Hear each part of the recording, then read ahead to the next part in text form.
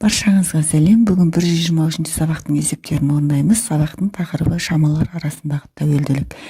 Яғни фигураның ұзындығы, ені, периметр туралы. Бұл сабақта тік төртбұрыш пен шаршының қабырғаларымен және периметр арасындағы тәуелділікті пайдаланып есептерді орындаймыз. Бірінші есеп. П тең А плюс В көбейту 2 формуласын қолданып кестені толтыр. Қорытынды жаса. Кестенің бос тор көздерін берілген мәліметтерге қарап толтырамыз. Бізге біріншісі ұзындығы мен ені беріліпті, яғни 4 см және 2 см-ге тең екен. А мен Б, енді бұл екеуін қосып, А қосу Б-ны тауып алсақ болады, 6 см болады. Енді бұдан периметрін табатын болсақ, 6-дан 2-ге көбейтеміз, 12 см-ге тең болады. Кейінгісінде ені белгілі, яғни Б белгілі, ұзындығы белгісіз А.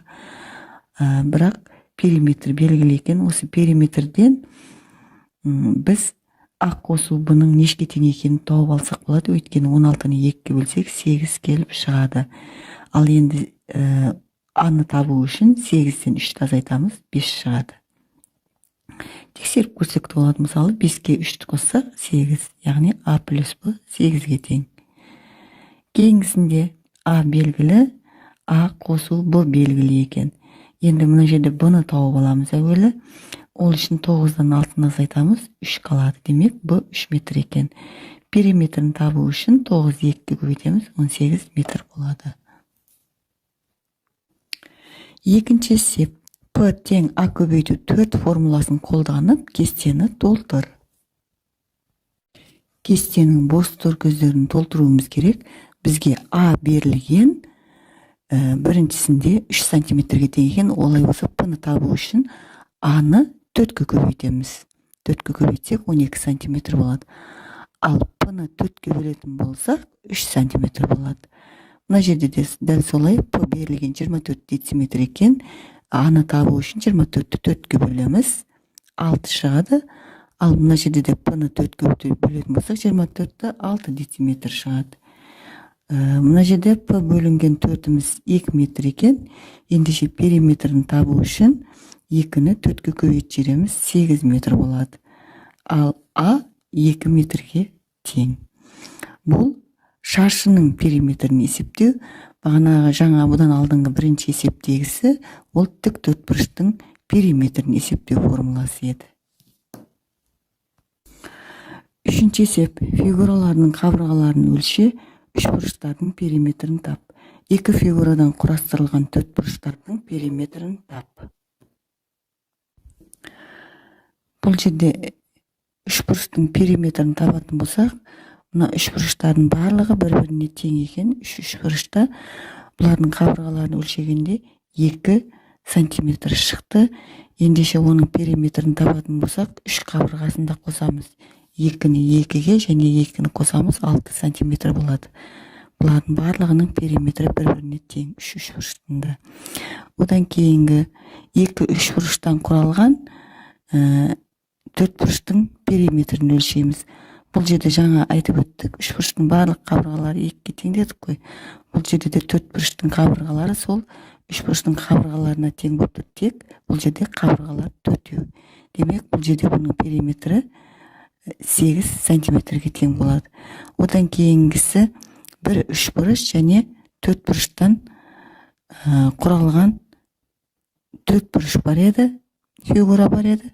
Соның периметрін табамыз. Бұл жерде қабырғалары 2, 3, 2 және 5 см-ге тең. Барлығын қосып шығатын болсақ, 12 см-ге тең болады. Төртінші есеп. Қабырғаларының ұзындығы суреттегі фигураның қабырғалары ұзындықтарынан 2 см артық болатын фигураны сал. Бұл жерде тік төртбұрыш берілген, оның ұзындығы 4 см-ге тең, ал ені 1 см-ге тең екен.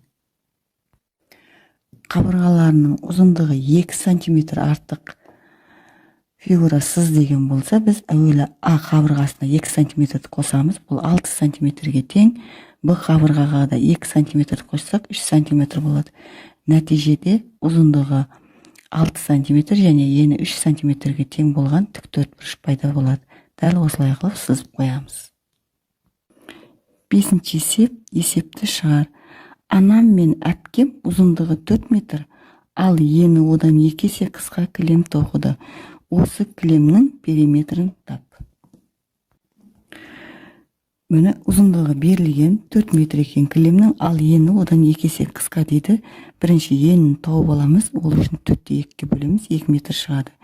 Демек, тік төртбұрыш пішінді кілем тоқылған.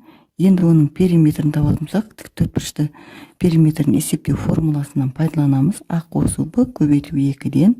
Аның орнына 4-ті, бұның орнына 2-ні қоямызды есептейміз. 6-ны 2-ге көбейтсек 12 метр болады. Демек, кілемнің периметрі 12 метрге тең. 6-ші есеп, теңдеулерді шеш. Теңдеудің біріншісі x бөлу 5 тең 8 екен. Бұл жерде x табу үшін 8-ді 5-ге көбейтеміз. X-іміз 40-қа тең. Орнына қойып тексеріп көреміз. 40-ды 5-ге бөлсек 8, 8-ге тең. Екінші теңдеу y көбейту 14 тең 51 қосу 29. Бұл жерде теңдеудің оң жағындағы амалды есептеп аламыз. 51-ге 29 қосамыз, 80 болады. Нәтижеде y азайты 14 тең 80 түрінде қарапайым теңдеуге келеді. Y-ті табу үшін 80-ге 14-ті қосамыз. Y-іміз 94-ке тең болады. Орнына қойып есептейміз. 94-тен 14 тасақ 80 болады. 51-ге 29 қоссақ 80, 80, 80-ге тең. Кейінгісі 16 қосылысы тең 97 азайту 48.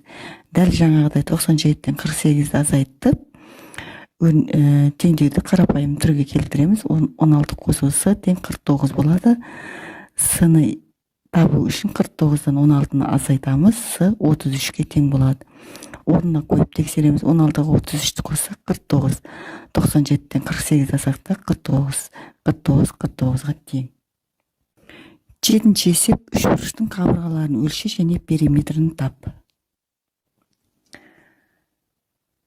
Үшбұрыштың барлық қабырғаларын өлшеп шықтық. Ұзындығы 5 см, А 5 см-ге, Б 3 см-ге, С 6 см-ге тең болды. Енді үшбұрыштың периметрін табу үшін оның 3 қабырғасын қосамыз. 3 қабырғасын қоссақ 5, 3, 6-ны 14 см болды. Жауабы үшбұрыштың периметрі П тең 14 см. 8-ші есеп, кім жылдам.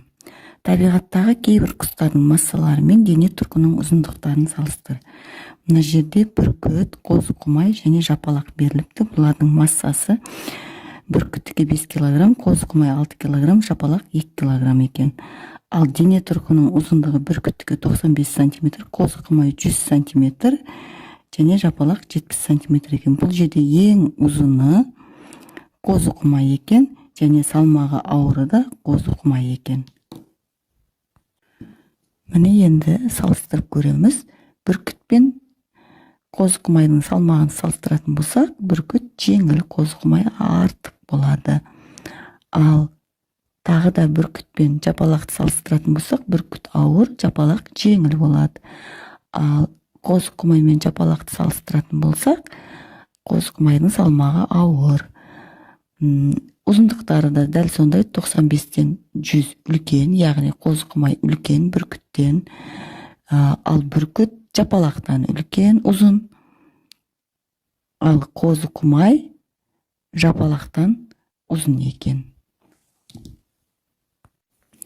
9-ші есеп, бірінші торда 4 көжек, ал екінші торда 7 тоты құс отыр.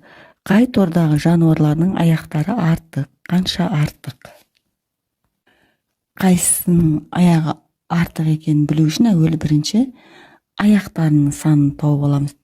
Көжектерді, яғни қояндардың аяқтары 4 болады. Демек 4 көжекті 4-ге көбейтеміз, олардың аяқтары 16 аяқ. Ал тоты құстың аяғы 2 болады. Демек 7-ні 2-ге көбейтсек 14 аяқ.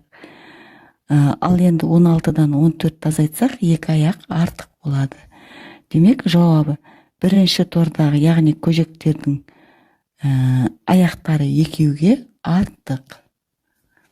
Осымен бүгінгі 123-ші сабақтың барлық есептері орындалды. Каналға тіркеліп лайк басуды ұмытпаңыздар. Сау болыңыздар.